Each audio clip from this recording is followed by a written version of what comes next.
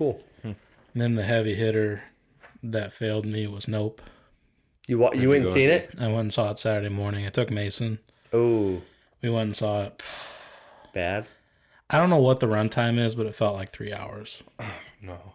The pacing was bad. Was it? It was slow. And I don't even think you can call it a horror movie. There was no scares. Nothing. Sci-fi movie? Basically just like a sci-fi set in a desert. So it was almost like sci-fi western. Is it aliens? Yeah. There was a spin in the alien theme that was really They were interesting. racist? No. Aliens did not discriminate. But yeah, I don't know as far as spoilers go on that, if you want to talk about that or not. Okay, let's give... I personally don't care. I don't care. I wouldn't recommend watching it in theaters. Okay, if you're not going to recommend watching it, Give then I a don't care. spoiler warning, 3-second pause, so if anybody watching doesn't want to Big know... spoiler alert here for Nope. Okay. The UFO is the alien. It's not a UFO. The shuttle? The UFO you see in the trailer is the alien. So it's just giant in the sky? It's a giant, kind of shape-shifty animal in a sense. The bottom of it in some of the close-up shots looks like a mushroom almost. Yeah? And gives it more of like an organic look. And the center of it, which is like what it would suck up people through, was the mouth. Huh. So it would eat people. That And- sounds interesting. Like what they did with the alien was interesting, but there was probably like a 30-minute, or it felt like 30 minutes at the end, where all you see is the alien. It's just, that's it. It's the monster and it's there the whole time. And it's like form shifted into what looks like if you took a grocery bag and like put it over a fan, just this like ballooned out, almost like Like a jellyfish. yeah, kind of like a jellyfish looking thing that it morphed into for, I don't know, to add on the terror of it. But it would ultimately shift back to its UFO form. Is it supposed to be a horror movie? That's all he's ever done. I think people expected it to be, but maybe it wasn't supposed to That's be. kind of what it felt like it was implied to be. Yeah. But it definitely felt just like a sci-fi kind of Yeah. aliens in the modern world sort of thing. But as far as like the characters, not a whole lot of depth for them. I don't have any service. The acting was decent. I can't remember the one dude's name, but he's like the lead in all of his movies, it seems like. He was in Black Panther. Yeah. Yeah. He was pretty monotone and flat the whole time. Oh, really? Yeah, very drawn in character.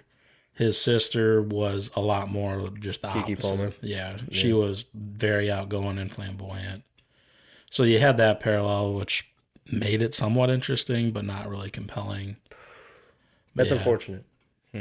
Yeah, I was hoping for a lot more. There were some interesting shots and some, cool twist with the alien being the UFO instead of the little green men you would expect. We were just talking about him the other day. Jordan Peele as a whole. Talking about his whole filmography and stuff. And he did the Twilight Zone show for a while. It almost seems like this movie is a long, drawn out Twilight Zone episode. Yeah, I would fit that vein. Huh.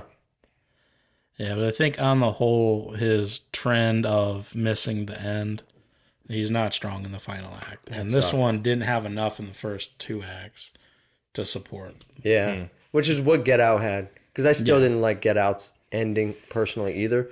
But the first 2 acts of the movie are strong enough to still make that one a good movie. And then I feel like Us's ending is even worse than Get Out's ending. Yeah. And that one was a huge detriment to that movie, personally. I wasn't a fan of either one of them, really, because of their third acts. So if this one drug in the first 2... Yeah, pacing was just slow for the whole thing.